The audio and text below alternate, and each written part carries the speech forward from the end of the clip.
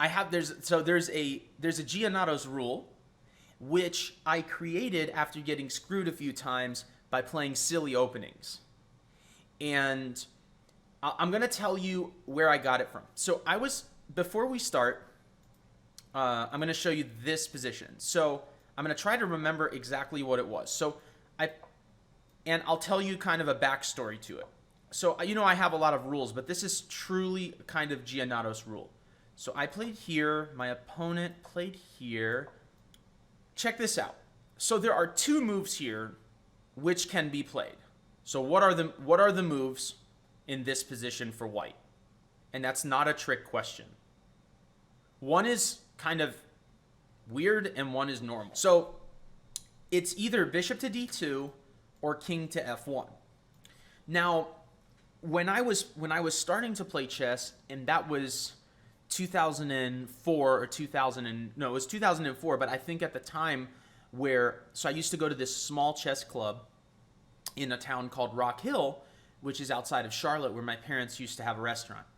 And they had a small chess club there that met, and the highest rated player was about 1,700. And I was nothing at that time, probably like 12 or 1,300. And the Mullinses, there was a father and son. The son was like 1,700. The dad was like 1,400 or 1,500. I liked when they showed up because I got good practice. Anyway, so they brought me some books that they no longer were using, or they no longer wanted, or whatever. And one of them was by Edmar Mednis. I can't remember what the book was called. It's still at the chess center. I don't know what it's called. So anyway, in the book there was a game. I learned my openings by, well, at least I thought I learned my openings by just kind of going through games, because I didn't really have an openings book, and computers and Lichess and all the stuff wasn't available then. So in that book, Edmar Mednis, there's a game where white plays king f1 here, and he gives that like a double exclam, wonderful move, and like says all these great things about it. So I had recalled that move was played in one of the games in Mednis's book. And so I played it. I didn't know why it was a good move, or if it was a good move. I just trusted Mednis, double exclam. Okay, so I remember, like in the book it says double exclam, so I'm just going to play that. And indeed, it is a move. Then against a much lower rated opponent, he just kind of did normal things. So he played f6 and castled. And at some point, I was like, why the hell did I put my king on f1? It was so unnatural. I was like, this was double question mark, not double exclam. Okay? And the computer, of course, says king f1 is like okay, but it's not better than bishop to d2, even though Mednis gave it bishop to d2 in the game. And so I played king f1 in the game against a much lower rated player, and I was struggling the whole game, and I only won due to a trick. Okay? And that's kind of what happens when you're higher rated than somebody. It's like you can sometimes, or a lot of times, bail out of a really nasty position because later on in the game, their tactical awareness is just not there. Some other element of their game is lacking as compared to you, so you get lucky and you win. But I knew after playing that game that I got lucky, right? So I was honest with myself. I was like, I was never in this game after king f1. Black just did everything normal, and I'm like, why is my king on f1? Okay? So then I developed the Giannatos rule. Okay? Now take it or leave it. And I know people are going to start getting, they're going to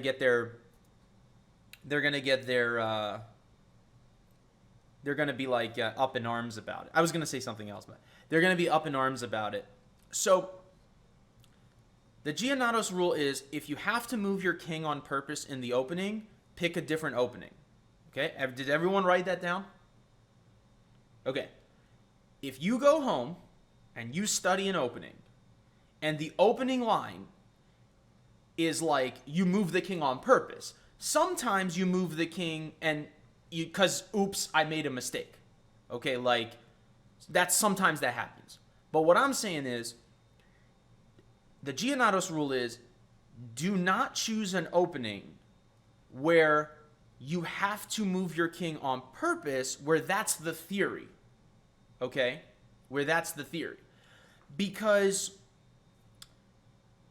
it's impractical. It's impractical for the vast majority of players. I knew people were going to start citing openings where that happens. And they're going to be like, don't tell me not to move my king in the opening. Viktor Korchnoi and Anatoly Karpov move their king in the openings all the time. You ain't better than Viktor Korchnoi and Anatoly Karpov. Well, you ain't better than me. And what I'm telling you is that it is impractical to move your king in the opening when you are not a booked up player at the level that those players were. And so those players fundamentally understand the game, and then on top of that, they have so much research placed in their openings and so much trial and error and so on. So when Karpov, in his variation of the Caro-Kann, when Karpov would play in the main line like this, knight to d7, and here, and here,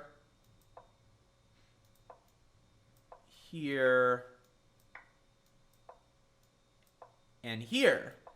Okay, so this is Karpov's variation of the Caro-Kann.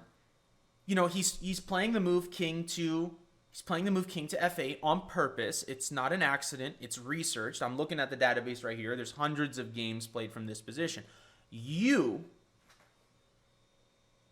according to the Giannatos rule, you are not going to do that.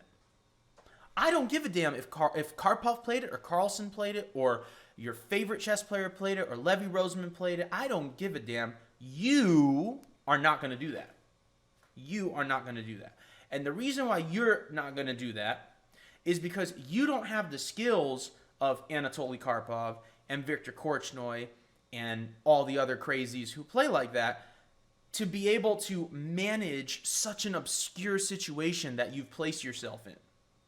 So the reason I'm going off on a tangent about this so-called Giannatos rule is that basically you're not going to move your king on purpose in the opening and forfeit your castling rights. You are not going to do that. Okay? You're just not going to do that. And if you do that, I'm going to fire you as the non-paid students that you are. I'm going to fire you. Okay? So don't do it. Now that's all I'm going to say about that. And now we're going to take a look at a game. Okay, now we're going to take a look at a game, and then maybe you're going to understand why I decided to go off on a tangent about your crazy opening lines where you move your king on purpose and you think you're cool. Anatoly says only know your king if you know the theory. No, that's not the rule. That's not the rule. Do not move your king on purpose in an opening. Sometimes you have to because you made a mistake. But do not go home, study some crazy line where you move your king 800 times and you think you're cool. All right, because you're not. All right, let's go. So I said my piece about that. Now let's have a look at what happened in this classic situation.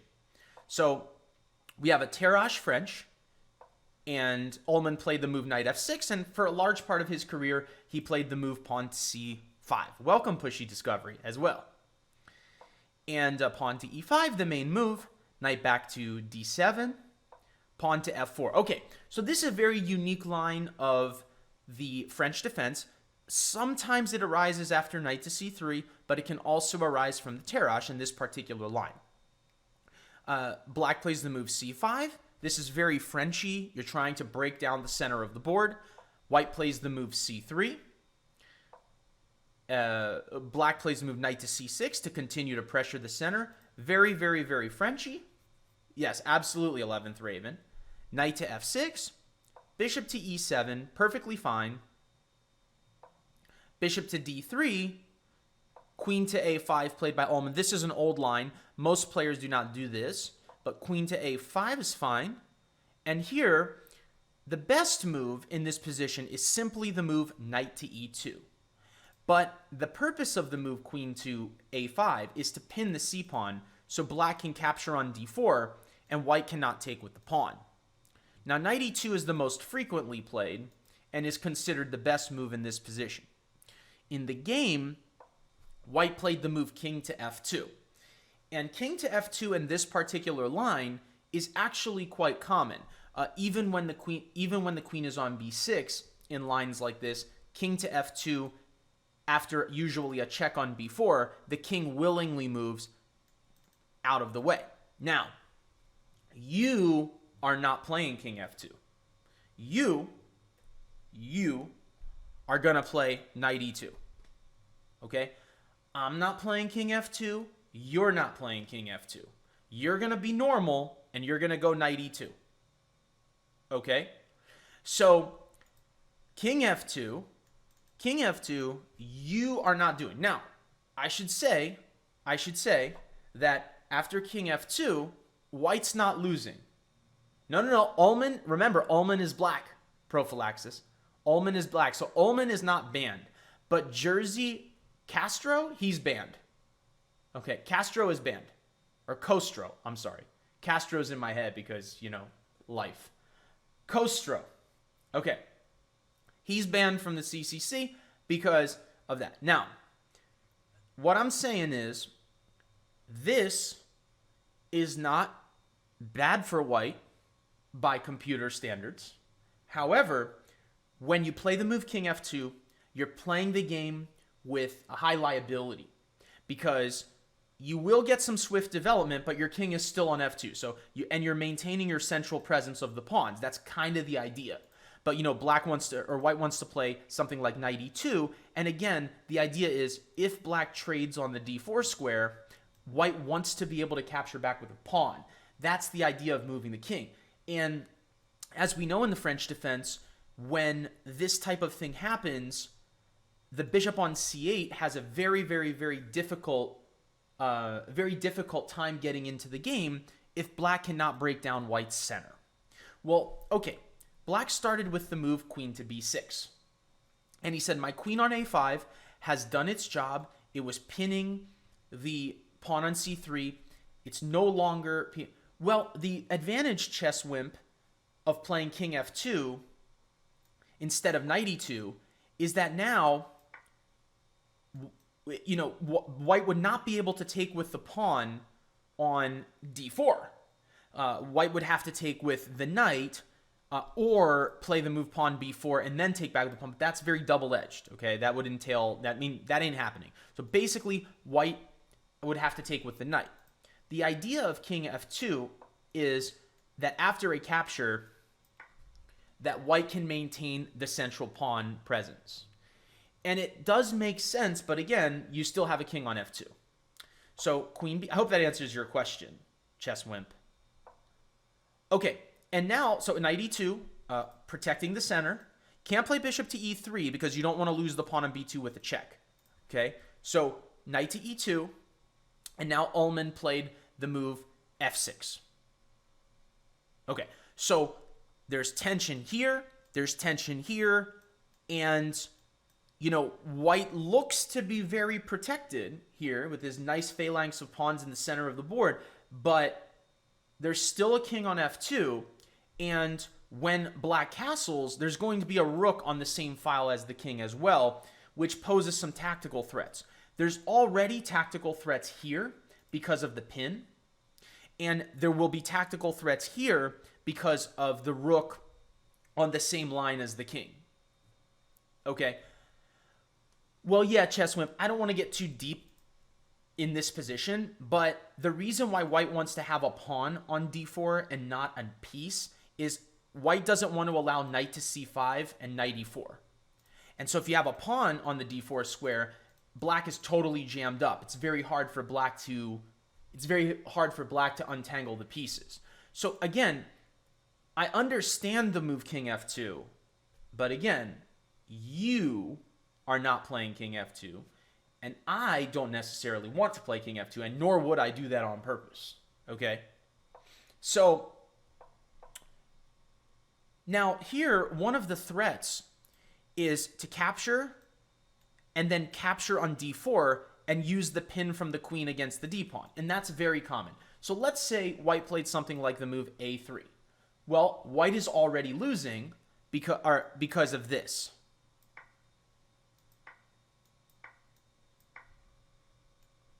And you thought you were cool because you had your king on f2. Because your book told you to put it there. Okay? That's the problem with you computer kids. Okay? All you do is read off the computer. Okay? You're like, my computer says this is good. And I'm like, okay, sit down in a tournament game where your opponent has 2 hours to figure everything out, and you sit there with your king on f2. Congratulations. See if your computer helps you then. Okay? So, unless you know a distinct way which you're going to improve your king's position because you've deeply studied the theory, and you haven't, then you're not doing that. Okay, so this is just one of the possibilities. Okay? And so that's already a threat. So Castro kind of freaked out, and he's like, uh-oh, I would love to play something basic like rook to e1 or rook to f1 and then tuck my king away, but there's a tactical threat because of the weakened king on the diagonal.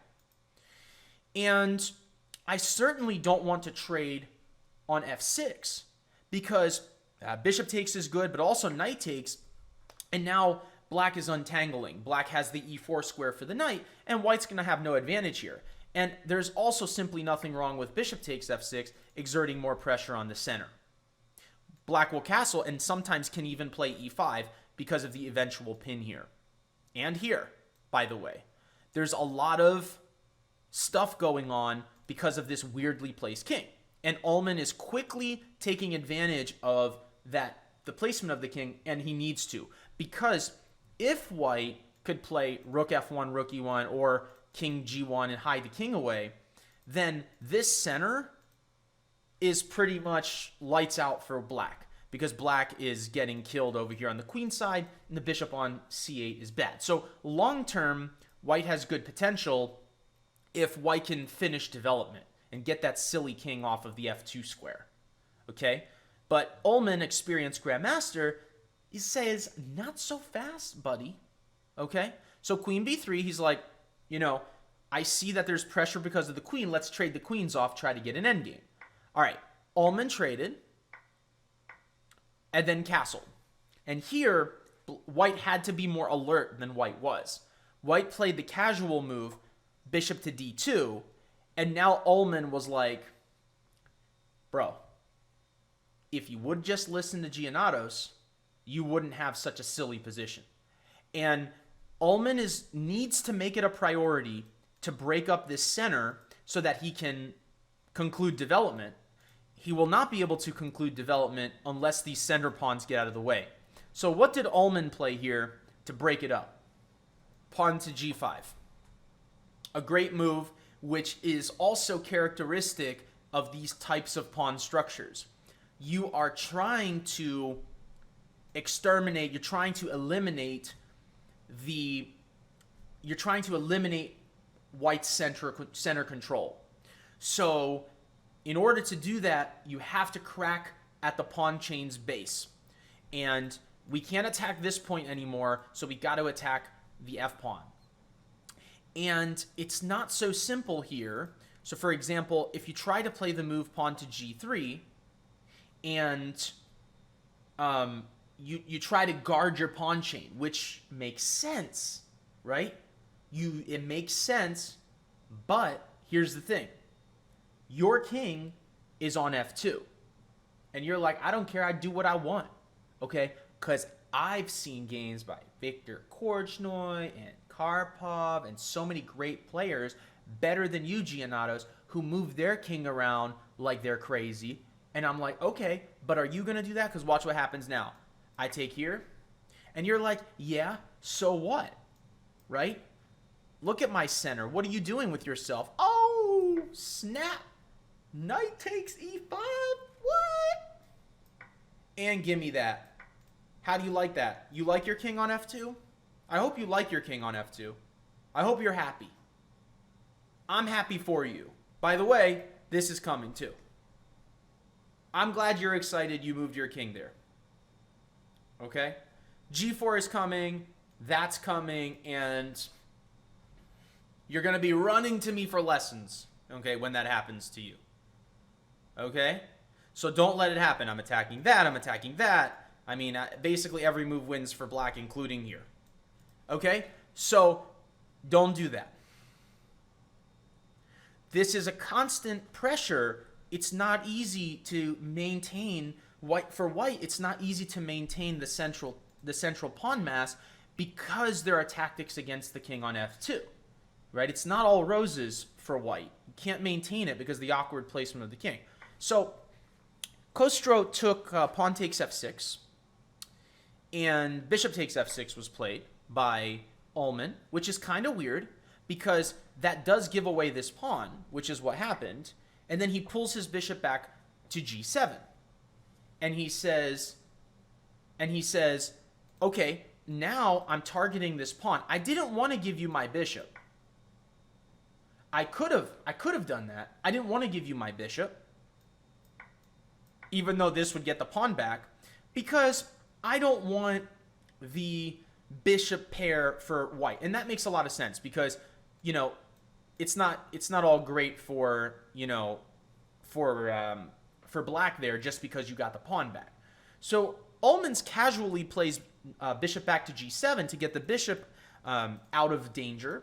He initiates this pin against the king on f2 and now threatens to take the pawn on d4 with the knight, which would preserve the bishops. By the way, what's going to happen when this all blows up? When the center blows up, and this is a very common thing that happens in the French defense, when white's center fails, black's center lives, and black's center thrives, and black's center kills you. Okay? So when black plays e5 and opens up every piece on the board, he's going to kill you. Okay? So this is already looking really good for black. Despite black being down a pawn, black is threatening this pawn. The king on f2 is extremely weak, and black's ready to play the move pawn to e5.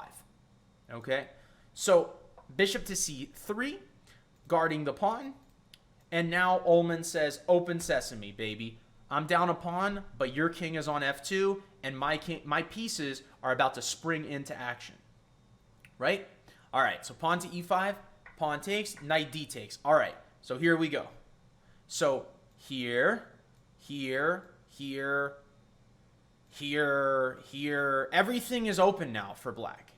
And black's position makes a lot of sense. Black's very coordinated, black has good central control, and white's king is still on f2. I'm never going to let it go. White's king is on f2. Okay? So rook h to d1. Khosrow is like, okay, I'm going to guard my bishop, and I'm going to try to get my king out of this situation. Okay, well, there's no easier move to play than attacking the pinned piece. So bishop out to g4. Now we're attacking the knight on f3 3 times, and very difficult to defend. So knight to g1 was played. And when you play a move like that, you go to the bathroom and you get some Clorox wipes, and you wipe yourself down because you know you're dirty. You can't, you're a filthy animal for playing the move knight to g1. Okay, when you play the move knight to g1, you know something's wrong. Okay, and after the move knight to g1, you just know this is not going your way. Okay, so pawn to d4 was played, a very nice move by Ullman, blocking out the bishop on c3. That wasn't possible before when the knight was on e2. So pawn to d4, and bishop goes back to e1. I mean, just domination now. Knight takes d3. So now black has the bishop pair, and black has a very easy game. Knight to e5. We're pressuring this knight again. We're attacking the rook on d3. you cannot take this pawn because I simply play knight takes knight, and I have a discovered attack on your bishop. And discovered attacks here as well. I wonder why. Why is white experiencing all this trouble? If I only knew. I wish I could explain it to you. And, okay, so that's not a possibility, okay? So rook back to d2, okay? And now Ullman wants to pile up on the pin piece. So he played rook to f5. He's looking to bring his other rooks into the game. And, h3 was played. Ullman took on f3. And then played the casual move a6, just so that when he brings his other rook over here, that he doesn't lose the pawn on a7 and allow white's rooks to get active.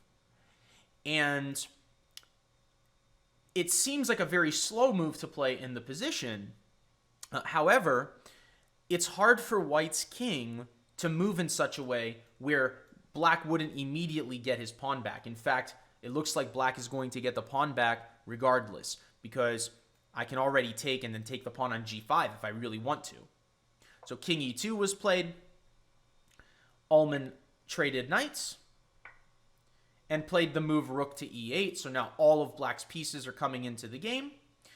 Black will have his choice of which pawn he would like to get back. He could take on g5 or take on f3. He chose f3. Now there's a pretty reasonable threat of rook to f1. Pawn h4, pawn to d3, stopping the king from moving, stopping the rook from moving, opening up the bishop, threatening there. I mean, what do you want in life? Rook h2 was played so that after rook to f1, the king can step up to d2 and guard this bishop. I like how you think it's cool for this king to be getting all the frequent flyer miles that he's getting in this game. King f2, king here, king here, king here, and you're proud of that. But, you know, black's just crushing it at this point, and white's failing completely.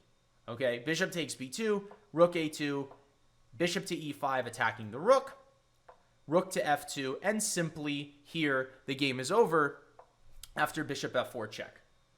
And that loses a piece.